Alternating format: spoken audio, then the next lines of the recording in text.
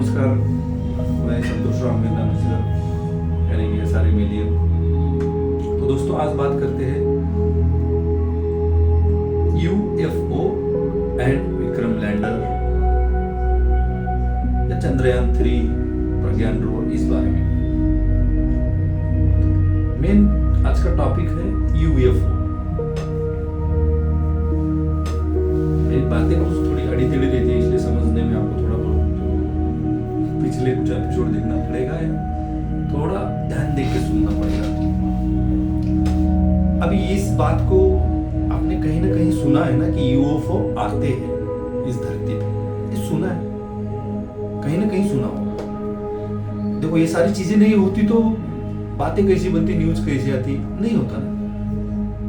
हालांकि हम सब लोगों ने नहीं देखा, इसलिए हम लोग उसको झूठ साबित करते हैं। तो मैं ये आज बताने की कोशिश करूंगा, मानना ना मानना आपके हाथ में है, लेकिन थोड़ी बहुत कन्विंस करने की कोशिश करूंगा यूएफओ वाकई धरती पे आते हैं। थोड़ा पर कन्विंस करूंगा, आपको माइंड में कुछ, आपके माइंड को कुछ पॉजिटिव बातें लगी, अच्छी लगी तो आप ऑब्जर्व सुन के एक्सेप्ट कीजिए, नहीं तो आपके ऊपर। देखिए अभी हमने चंद्रयान 3 का प्रक्षेपण किया था भारत से, उसका सफल प्रयोग हुआ, सफल लॉन्चिंग भी हुई, लैंडिंग भी हुई है सफलतापूर्वक। चंद्रयान ये पूरा मिशन सफल रहा। आप इस बात को मानते हैं कि आपने अगर उस 23 अगस्त की बात देखी होगी, मान या टीवी पे या कहीं ना कहीं सुनी होगी या तो लाइव देखा होगा, जो लैंड होने वाला है विक्रम लैंडर, उसमें से निकलेगा रोवर। लेकिन उसके पहले ये घटना हुई थी, जो ऑर्बिटर रहता है, जो ऑर्बिट में ही घूमते रहता है, वो दोनों अलग हुए थे। ठीक है, इस बात को मानते हैं। अच्छा, ऑर्बिटर चांद के, मून के पूरे इर्द गिर्द घूमते रहता है, लैंडर लैंडिंग करता है। तो ये चांद के लिए तो नई बात है ना कि कोई चीज दूसरे ग्रह से आई है और वहां लैंड हो गई, लैंड हो रही है। अब जहां लैंड हुई वहां कुछ लोग नहीं है, इसलिए लैंड हो गई, कुछ पता ही नहीं लगा किसी को। तो सेम चीज हो सकती है ना कि अदर प्लैनेट से यूएफओ आए, लेकिन लैंड करने के टाइम उन्होंने देखा यार इस धरती पे तो बहुत सारी हलचलें चल रही है, या यहां कुछ है, तो उनको अनसिक्योर लगा, इसलिए वो लैंड नहीं हुई। वैसे ही देखो विक्रम लैंडर ने भी पहले जगह तलाशी, पहले देखा कहाँ क्या हो सकता है, कहाँ उतर सकते हैं, फोटो लिए, इसरो में भेजे, फिर नासा वो सब की तरफ से, फिर वो लैंडिंग की पहले पूरी तैयारी के साथ उसको लैंड होना था, सेफली लैंड होना था। नहीं तो पहले वो स्काई में, वो मतलब स्काई नहीं बोल सकते उसका, जो भी वहां का चांद का जो स्काई है उस पे ऊपर ऊपर ही घूम रहा था ना। पहले जांच पड़ताल के लिए फिर लैंड हुआ।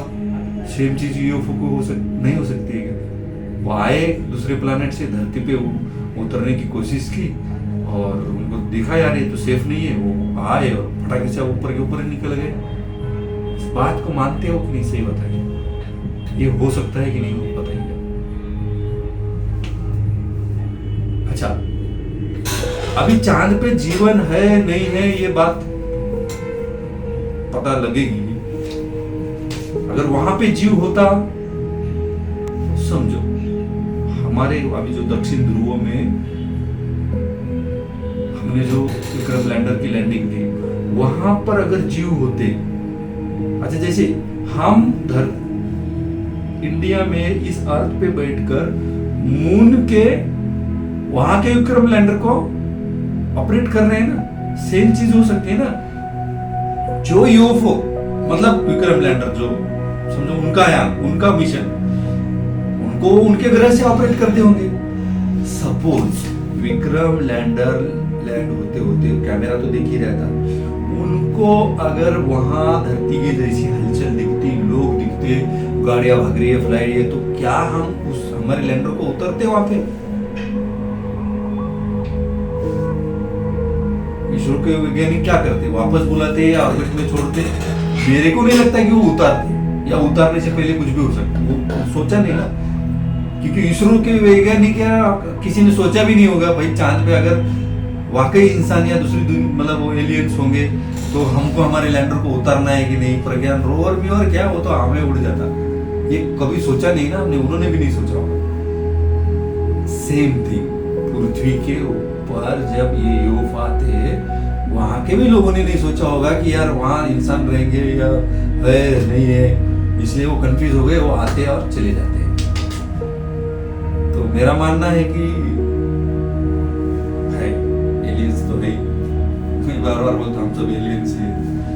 तो ये जो यूएफओ बोलते हैं सेम थिंग है, बात को समझ लीजिए। चंद्रयान जब अगर हम मून पे भेज रहे हैं तो दूसरे प्लैनेट के लोग हमारे धरती के ऊपर हमारे अर्थ को खोजने के लिए उनके आकाशगंगा से, उनके ब्रह्मांड से, उनके यूनिवर्स से, उनके प्लैनेट से, उनके ऑर्बिट सिस्टम से पार करके हमारे ऑर्बिट सिस्टम में आते हैं। यानी कि यूएफओ मैं मानता हूँ सच बात है। बाकी मैंने जो समझाने की कोशिश की है, इसको विस्तार से बात मैं अगले एपिसोड में बताऊंगा। तब तक के लिए आप खुश रहो, मस्त रहो।